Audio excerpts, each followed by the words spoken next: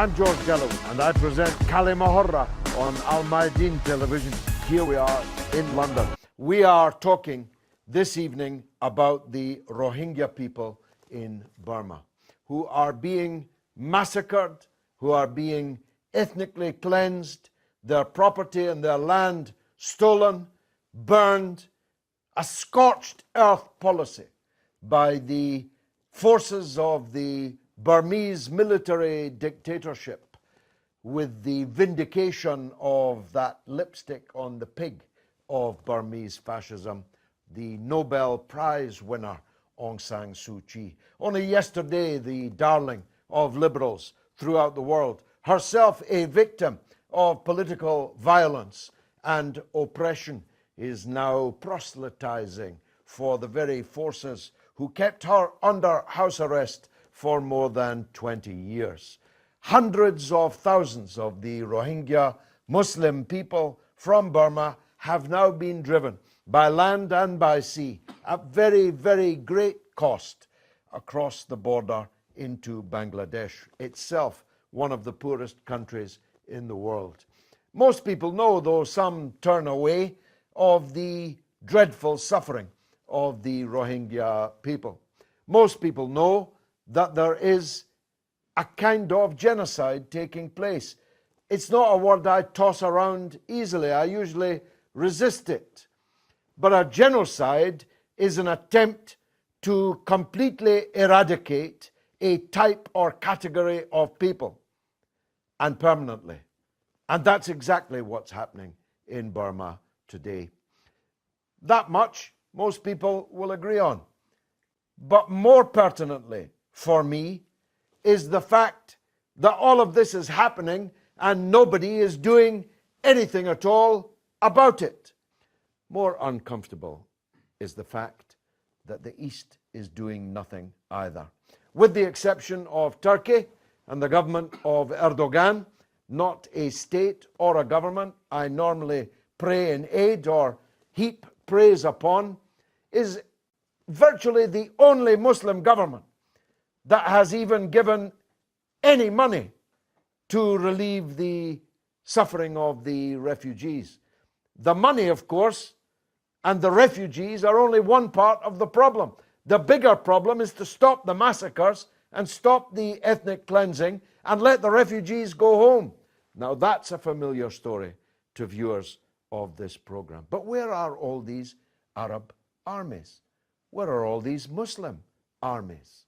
Millions of men under arms, huge air forces, navies, all kinds of armaments on which they've spent trillions. None of them are able to lift a finger to even threaten the Burmese regime that's conducting this ethnic cleansing, this attempted genocide.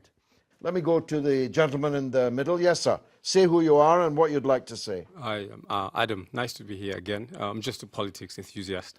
One of the reasons because I'm Muslim, so these stories going on in the world affect me as well personally and other people. On your question about why is this happening in Burma, there's a few reasons. From the West point of view, there's an interest, there's an opportunity to sell arms to Burma. If you ask who's arming Burma, a lot of people say Israel. Israel is a major armor, but Russia, so are many others. Wherever there's a problem in a country, other countries will take opportunities of that. It's just a natural thing. And another, from the east side of eastern point of view, the Muslims are asleep. For many years, for generations, Muslims are asleep. I don't know what it's going to take for Muslims to wake up, to see the problem. The problem is there's a war against Muslims. This is not a war just on terror. There's a war on Muslims for many reasons. There's problems on either side. Now, I'll give you an example. If Somalia, for example, are persecuting Christians, a lot of people will speak about it. Christian countries will speak about it. America, Britain will speak about it. If, let's say, France is killing Jews, right, Israel will speak about it, and they'll take action. Well, if the Rohingya were Jews, Israel would already be bombing and attacking Burma. But the same doesn't occur when It doesn't happen from the with the Islamic Muslim countries? point of view. This is a problem because we're more concerned about what car we're driving. We don't take care of our people.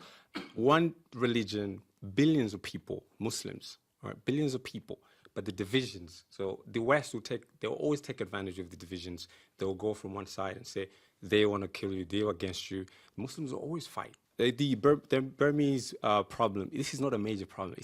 This is a problem that can be solved in a matter of days, right? Countries can stand up and say, listen, this has to stop. It's easy as that. It's not complicated. But then another reason is we're living in a time where we're facing the rise of the right, fascism, right? The Buddhist monks now, they're coming up.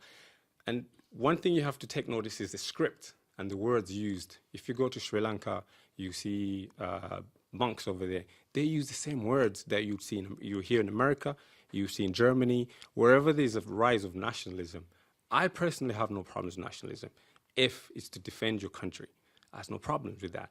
But when you turn that into racism, it becomes a problem, right? And I say that... Look, nationalism is like electricity. It can be used to keep a baby alive in an incubator, or it can be used to execute a man in the electric chair. The question is who's using it and for what? It's for personal gains, spiritual, whatever we believe in. It's supremacy, isn't it? It is supremacy. It is supremacy. There's supremacy in every society.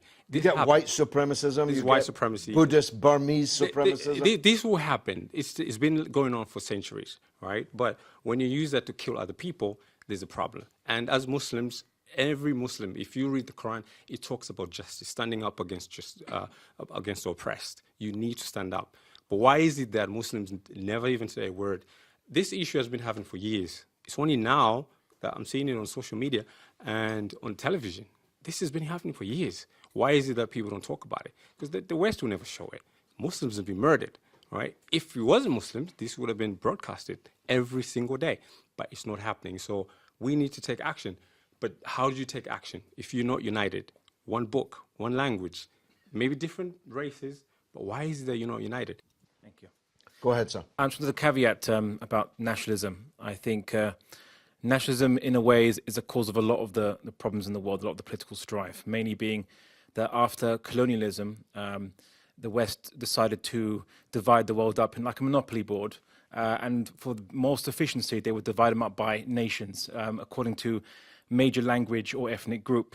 But of course, humans can't be pigeonholed so conveniently. And you've had multi-ethnic and multi-religious and multilingual groups. And in these very same countries that you see these multilingual, multi-ethnic groups in the era of nation states, you see coincidentally ethnic problems and internecine warfare or strife on various levels, either political, social, or it becomes violent. And the reason being is in a nation state, if the state represents the will of the people, which people does it represent? Which ethnic group gets to decide what goes? And of course, if it's majority rule, then the minority is seen as inconvenient, as maybe a fifth column or a whole number of things. So this is why you see in the West, with the rise of immigration and this questioning of what does it mean to be English, French, Spanish, or what have you, you see this uncertainty and suspicion over people who are not of the ethnic group or the predominant ethnic group of that nation, which you see the rise of the far right is representative of this concern. So I would say that nationalism is playing the same role it's been playing in a number of countries we see, and Rohingya are the minority, and they are targeted on this.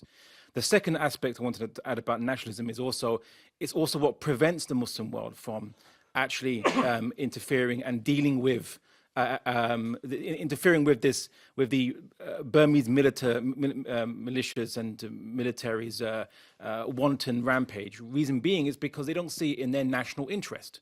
If they have the US, they have China, they have a number of other countries, and they don't see it in the interest of their nation, because the purpose of each nation is to look at the interest of their own national group, not what is in humanity's best concern, not what's in Muslims' best concern, or whomever. So what we find is that you see that these countries in the Middle East and so on generally won't lift a finger of course, Turkey, with its, let's say, increasing Islamic sentiments, we see they are bucking that trend. And it's interesting because maybe a little historical tidbit was that 100 or so years ago, when or 150 years ago or so, when the Ottomans were facing mass debts due to the Balkan Wars against Russia and other countries, the Rohingya Muslims donated a massive donation to the Ottomans because they saw them as their fellow co-religionists. And so in this sense, some people say that the Ottomans or the Turks always pay their debts. And so they are now giving that aid back.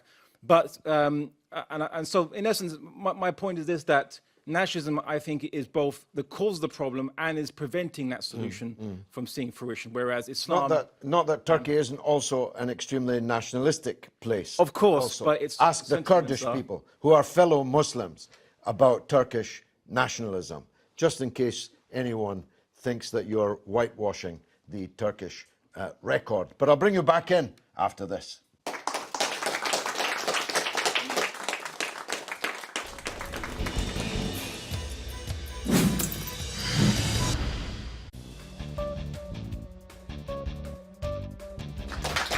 You're watching Kalima Horra with me, George Galloway, on Al-Mayadeen television, talking about the Rohingya, the massacres, and the complete inaction of more or less everyone. And that's part of the problem, isn't it? That if we all say it's not about Muslims, it's about humanity, but the only people that are demonstrating are Muslims. The speakers are chanting Allahu Akbar and so on. It's not exactly the way to build a broad mass movement, is it? Especially when it's quite clear, as our last speaker said, that the Muslims don't have the power to actually change this. The people who have the power have no interest in changing it. I wanted to challenge you on one or two of the points that you made. I hate nationalism, by the way. Scottish nationalism, British nationalism, any of these nationalisms are alien to me. My flag is red. My country is the future. I don't care about countries, nations, states, and so on. But one could infer from what you said that the answer, therefore, is a caliphate, whether one likes it or not. Because, of course, nobody asked to be in the Ottoman Caliphate. The Ottoman Caliphate conquered them. And nobody voted for it. Nobody could vote themselves out of it. So nationalism is a very mixed bag, but so is Islamism a very mixed bag. For example, there are many Muslim countries where minorities are treated extremely badly. So it would be wrong, wouldn't it, to contrast Islamic countries with these nationalistic countries as if one were doing better than the other. What do you say? Well, I'd say it'd be wrong to describe the current regimes in the Muslim world as even Islamic.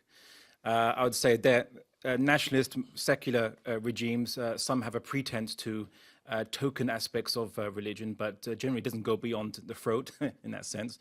But if we look at Islamic history, Islam has had a proud 1,300 years of multi-ethnic, multi-religious pluralism. And sure, it wasn't a utopia and there were bad Muslims, of course, but the rule which was set by the Prophet Muhammad, which said that anyone who has harmed a, let's say, a non-Muslim citizen who lives amongst Muslims is as if they've harmed him directly. And as Muslims, we would never even want to touch a hair on the head of the Prophet Muhammad. So, and the Prophet Muhammad is saying that to harm a non-Muslim is like harming him. So non-Muslims had this protection, and we see this throughout many records of rabbis, the chief rabbi of Turkey, inviting the Jews in Spain to go over to Turkey and escape the Spanish Inquisition because he said that the Jews want for nothing in Turkey. They live life of comfort and the taxes are light and it's a nice place. They are tolerated. Not tolerated, they are accepted, actually. I don't like the word tolerate, I like the word acceptance. And again, Rabbi Tudela went to the Abbasid Caliph in Baghdad and saw that, again, Jews were treated, and he wrote this in his memoirs, he wrote this, which is why we have it, how Jews were accepted and tolerated and treated with fairness and so on, like everybody else. So this is the history that Islam kind of brings to the table. But what we've seen in the current world, and yes, what we've seen in Muslim governments. Let's take, for example, Egypt. It's a secular regime. They kicked out the Muslim Brotherhood, right? There's meant to be secular rights for all, and yet we see there is a large amount of intolerance against the Christian minority areas in Egypt, for example, and under this secular regime. And we saw ethnic strife in a number of other secular countries in the Middle East, which, for example, in Iraq, after Saddam Hussein was kicked out of power, we see now that there's a mass exodus of Iraqi Christians from Iraq. So they've been living there with their churches for hundreds of years under Islamic caliphate, no less. But in this post-colonial secular era after Saddam Hussein, they saw the need to leave Iraq. So it's not Islam that's causing the intolerance here. It's clearly something that's much more modern. It's not Islam, but it is Muslims, because the Iraqi regime is not secular.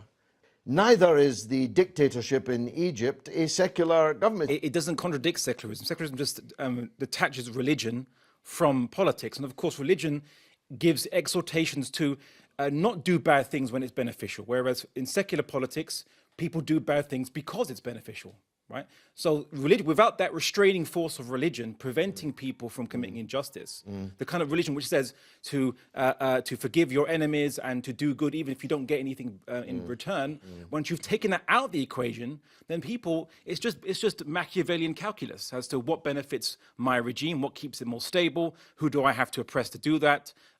If someone's criticizing me, I have to imprison them because that's destabilizing my power. So this is how this is the politics of the Muslim world. So I would agree. There's problems of racism. There's problems of ethnic strife. There's problems of intolerance and sectarianism. I would say sectarianism, backwardness, of course. But we saw all this blossom in the post-colonial world that the West created in the Middle East. Before, in Ottoman times, you had the Ottoman regime, which is predominantly Sunni, maintaining the Shia shrines of Iraq, right? Which you'd never ever consider that would ever happen in the Middle East now. So what happened to the Middle East? And unfortunately, these are Muslims. People that call themselves Muslim, they're Muslim, but they are following. They don't understand Islam. They're following these ideas which were imported and imposed upon them, told to their fathers and their fathers' fathers, of a secular nationalism, a detachment from looking at the world as humanity and as the Ummah as well. And so, of course, they're very parochial and they only focus on their own benefit, and they will be intolerant. That's been a very interesting exchange. Let's go to the